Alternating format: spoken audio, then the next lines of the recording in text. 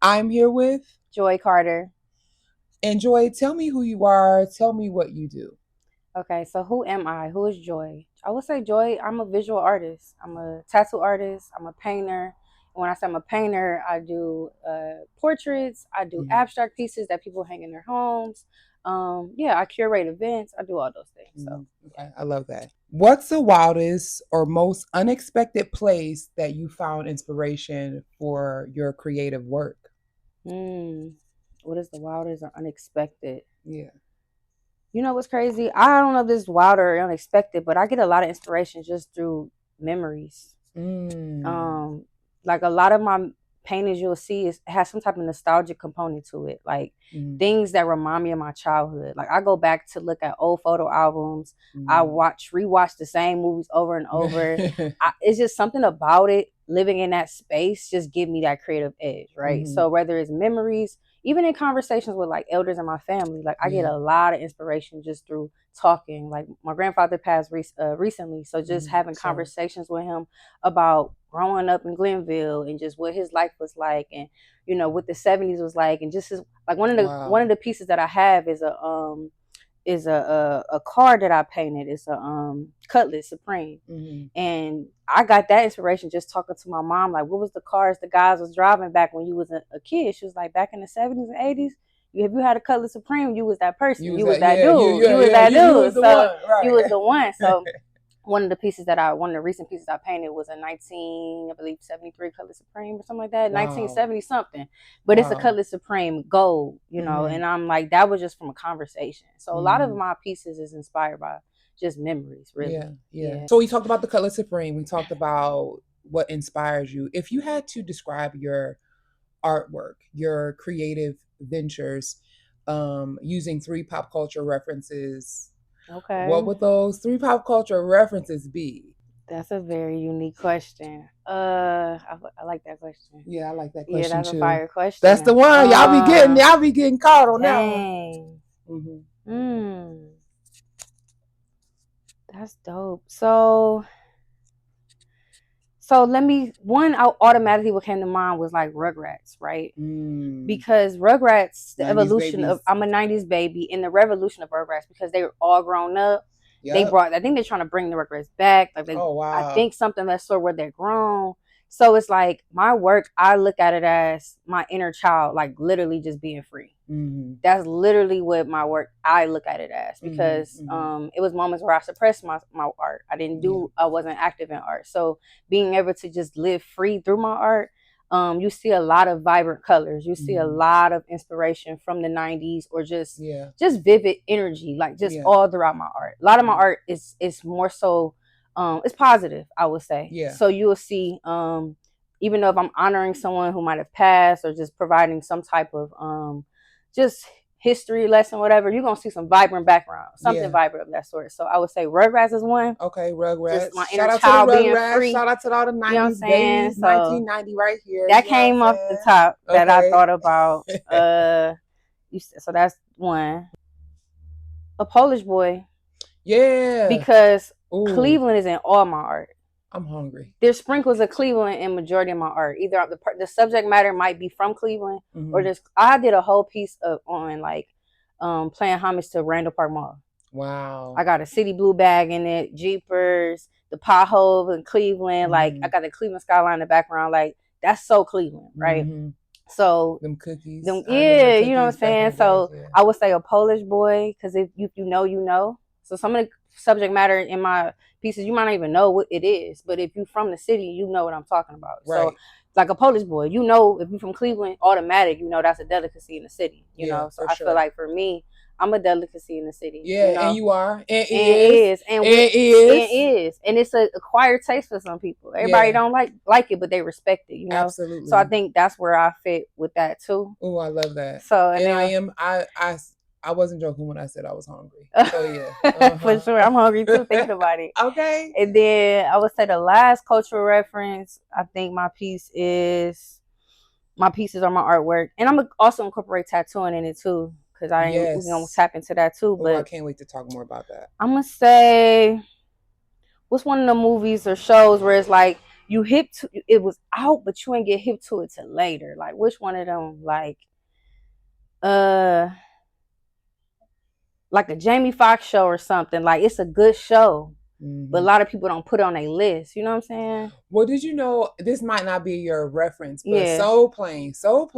Okay. Soul Plane was one of those movies that it's a cult classic now, but when Yeah. it came out, It nobody wasn't. was dealing with it. Yeah. Yeah. So Yeah. I know Something like like something that. like that. Yeah. Yeah. Like even Kiki Palmer was talking about like Aquila and the Bee. Like Yep. she said it wasn't really popular when It it was wasn't. first And out, it and then sure, yeah. DVD made it like Yeah. everybody start Yeah. But it's been going here. to it. But it's been here and it's been existing. And Yeah. now, now you're noticing it. So yeah. Yeah. What can we call that? That's what kind of concept is I that? don't know, cause I've been out. I'm not new to this. Yeah, I'm and, true and, to and this, true. but I Hey, might dibble and say that one more dabble. I'm time. not new to this, but I'm true to this. And And is. yeah, so you might Okay. have heard of me, but you might not have. Maybe I'm not very prominent in the space at the moment, but Hmm. I am somebody that you definitely should pay attention to for sure Absolutely. in all Absolutely. aspects, because I'm going to continue to grow in every avenue. I'm going to continue to add commas behind my titles and asterisks. Like Yeah. that's just who I am. So Yeah. regardless of what avenue I decide to focus on, you're gonna know about me. You're gonna hear Yeah. about me. Yeah. That. So Yeah. for That. Yeah. sure, I love yeah. that. I love So that. Hey, y'all better take notes. yeah, You yeah, are who you say you are. You are who you believe you are, and that's just the reality. exactly. Okay. Now we talked about things that describe your style and kind of represent the creative work that you do. If your art could speak for itself, what would be the message that your art and your creative endeavors would say to the world? Mm. Yep. Yeah, these questions are Welcome to the artist chat, profound. Yeah, baby. these questions are different. It's not typical. It makes you think. It And makes then, you think because I want to hear and I want to learn more about the artists that I love and admire. You know yeah, what I'm saying? And I know it's not just me. That's why we're here. yeah, that's Yeah. real. Yeah. What would my art say to the world?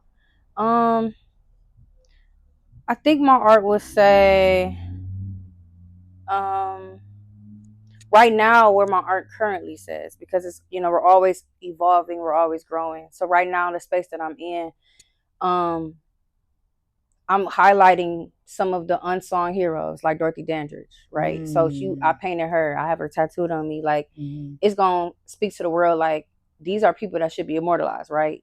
If nobody else gonna paint her, if nobody else gonna have a mural of her, and I'm gonna at least show her.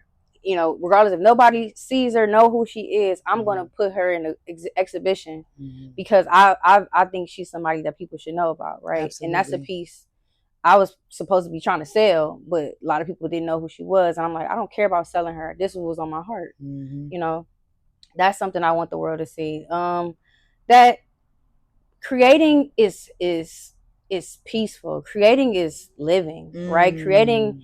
is something that's from God, right? Mm. And I think that's what I want people to see. I have fun when I paint. I Mm. paint from a space of good energy, positive Yeah. energy. I'm Yeah. not a person who utilize art to escape.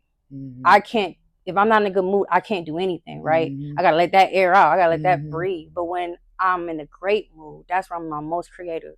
That's when I want to touch the canvas. That's where I feel like God lives through me Mm-hmm. in those spaces. So when people look at my work, I want them to see this person literally let God take the wheel, literally, Mm-hmm. because I don't even know or have any concept of how I'm doing these things, right? Mm-hmm. I'm literally flowing. Yeah. And I hope people can feel that energy. So like a lot of flowing movement. When you Mm-hmm. see my pieces as movement, you see validity, you see freedom, you see honesty, you just see vibrancy, right? Um and that's what I try to capture Mm-hmm. when I paint. Like a little glimpse of whatever my energy was that day. You're Mm-hmm. gonna feel it. So that's why I love doing abstract pieces, because it's just literally me just having fun Doing. Yeah. and Yeah. doing And and not doing. thinking. Yeah. And I think that's something I don't want people to think like you got to be a master at something when it comes to creating. No, it's all God gifted. You are gifted in a way in which you can use that to do whatever you want and Mm-hmm. choose. So I Absolutely. think don't want the world to see is that I'm a creative because it's a gift and I love it and I enjoy it. And I hope you feel it when you see my pieces and when you touch my pieces. Mm-hmm. I hope it's something that gives you good energy and joy. Girl, I'm about So to cry. I'm here. You know I'm a Cancer. get out of No, here. that's Get out real. of That's real. here. I appreciate that. Yeah. Take heed and be encouraged. Yeah. Okay, so now we're going to get into tattooing. What made you say I want to get into tattooing? Like, what was Yeah. that for you? Because I mean, I know you were already painting and already creating and curating. What does that look like? That's a good question, and it's actually something I already knew I wanted to do. It was Nice. already a part of me, but just didn't know how to get there, right? And I think it's Yeah. all God's timing because I'm happy that I didn't get into it fresh out of Prematurely. prematurely. And because Mm-hmm. my mom wanted, she was like, maybe you ever thought about doing tattoos? This was back when I was in high school. She Mm-hmm. was gonna buy me the fake skin, all that stuff. And at Wow. the Shout time, out to yeah, my moms. mom always like stored my creativity, like all the Mm-hmm. energy, like whether it was playing piano, whatever. My mom took me to classes. I was doing, I was in doing all type of stuff, in exhibitions and sewing, doing like paint classes and drawing classes. Like my mom made sure whatever energy or whatever things I want to get into, she supported. She gave me Yeah. the tools to be free in that Yeah. way. Yeah. She didn't like shut down my dreams, Yeah. right? She She didn't. cultivated She it. cultivated Yeah. for sure, and it Yeah. wasn't like she knew whether it was a hobby or not. She saw something that I enjoyed, and she wanted to make sure she poured into it.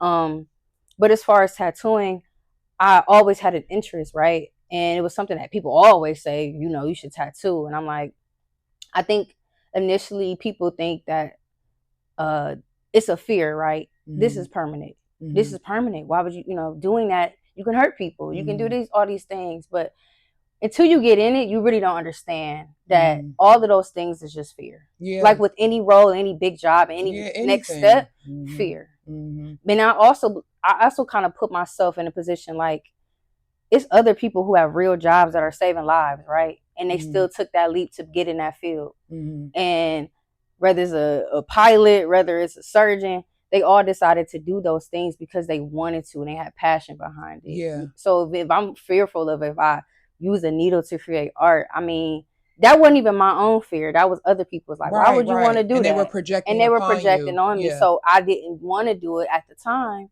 And plus, I'm like, I'm just want to be a painter. And I didn't think at the time if you wanted to be a painter or a contemporary artist in some way, I didn't think you could be other things.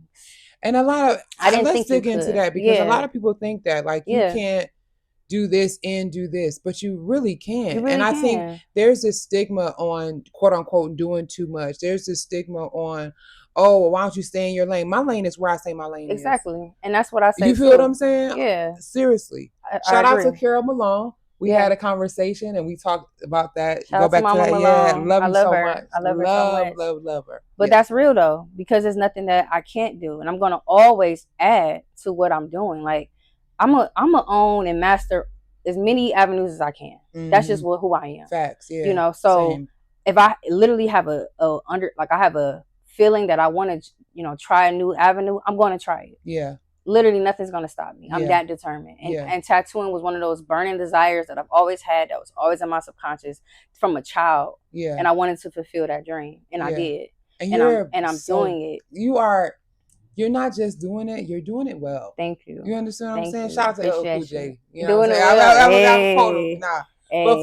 for real, like Thank you. I mean, I Thank you. love your work. You know how you Yes, already know. I We appreciate go you. back, you know. No, for sure. And I Mm-hmm. appreciate you, especially where I'm at with it. Only a year and a half in, I see the growth, right? For real. It's like Yeah. tremendous too. Like I Yeah. love to see and if you have not followed Joy on Instagram or TikTok, please do.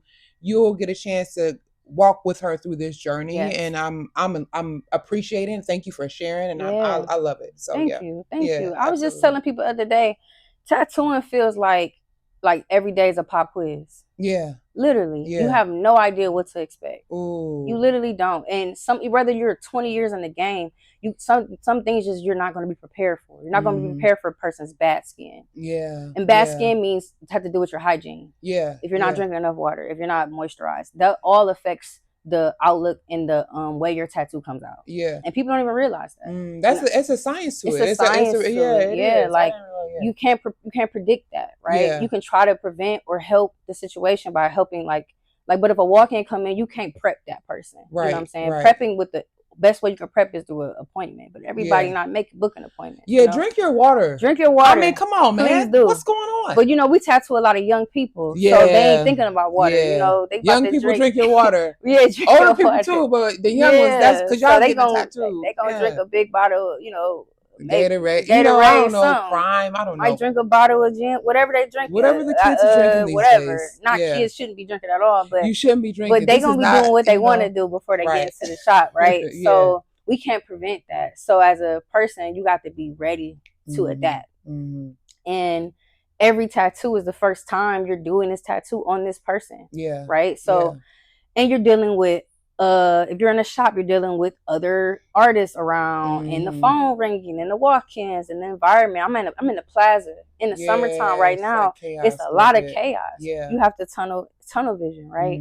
So that's why I love the environment I'm in, because I'm starting in a space where I can literally thrive in any environment. Absolutely. Right. And I'm in a supportive shop too. Shout out to Johnny Hayden and the Focus family. I appreciate them. The Focus family. I'm in Focus Tattoos in Euclid. They're a beautiful tattoo family environment. I love working there. And that's half the battle too, where you work. Yeah, you gotta have a solid team. And that's I mean, in any profession. So yeah. Well, Joi, thank you so much for coming and blessing. Yeah, I know.